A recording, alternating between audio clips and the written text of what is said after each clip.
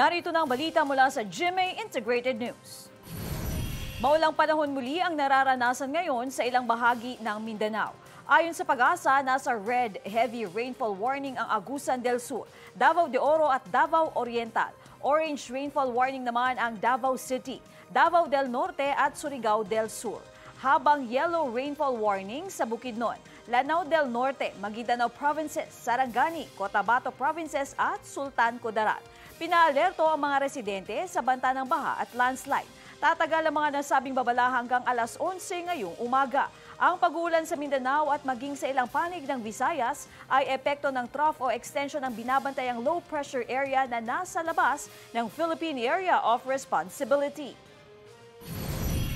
Narito naman ang iba pang balitang binabantayan ng GMA Integrated News. Ekonomiya ng Pilipinas lumago ng 5.6% noong 2023 ayon sa Philippine Statistics Authority. Pangulong Bongbong Marcos balik bansa na matapos ang state visit sa Vietnam. At dating Pangulong Rodrigo Duterte hinamon si Pangulong Marcos na magpa-drug test.